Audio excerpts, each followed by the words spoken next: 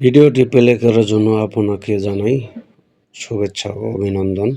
আজ আমি শেখাবো আপনাদের ফ্রিজ ব্যবহার করার নিয়ম। তো ফ্রিজ ব্যবহার করার কয়েকটি নিয়ম আছে, যেমন আমরা অনেকেই নতুন বা পুরাতন ফ্রিজ কিনে থাকি। নতুন পুরাতন ফ্রিজের হিসাব একই। ফ্রিজ কেনার পরে সবার প্রথমে আমরা কারেন্টের লাইনের ব্যবস্থা করি। ফ্রিজ কেনার পরে কারেন্টের লাইন দিতে হয়। তবে অনেকের বাসা বাড়িতে এরকম মাল্টিপ্লাগ থাকে, এখানে কখনোই লাইন দেবে না। এখানে যদি লাইন দেন, আপনার দেখা গেছে মোবাইল চার্জ দিবেন বা টিভির লাইন দিবেন, বিভিন্ন ধরনের লাইন দেবেন। এই লাইন দেওয়ার পরে আপনার ফ্রিজের লাইন যে চারা লাগবে, তবে কম্প্রেসার বন্ধ হবে, আবার অন হবে। এরকমভাবে করলে কম্প্রেসারটি নষ্ট হবে। আবার অনেকের বাসায় এরকম লাইনও থাকে। তো এই লাইনেও ফ্রিজ ব্যবহার করা ঠিক নয়। এই লাইনে ফ্রিজ ব্যবহার করলে আপনার ওই সুইচ দিবেন, ফ্যান বন্ধ করবেন বা লাইট বন্ধ করবেন, বিভিন্ন কিছু অন করবেন, চালু করবেন, বন্ধ করবেন। এরকম করলে আপনার ফ্রিজটি নষ্ট হতে পারে। ফ্রিজ চালানোর জন্য এরকম একটি মাল্টি দরকার।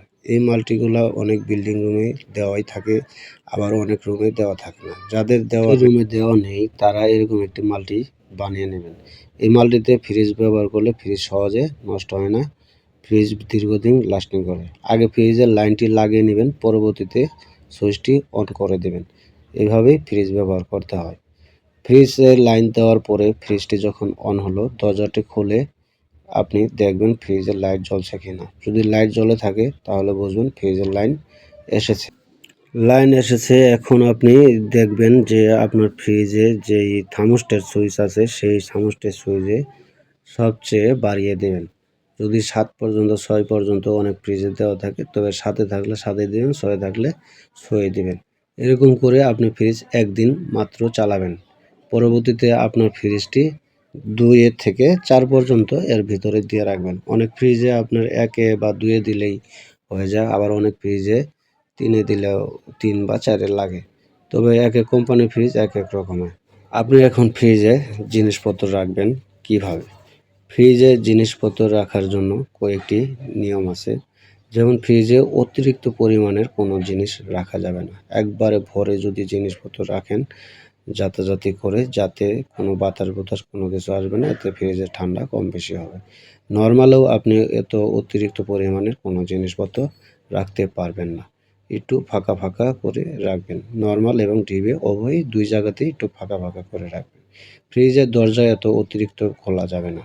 অতিরিক্ত পরিমাণে দরজা খুললে ফ্রিজ বারবার ঠান্ডা কমে যায় এবং আবার ঠান্ডা ফ্রিজকে করতে হয়। এভাবে ফ্রিজ যদি চালান তাহলে আপনার ফ্রিজে বেশি পরিমাণে কারেন্ট বিল আসবে।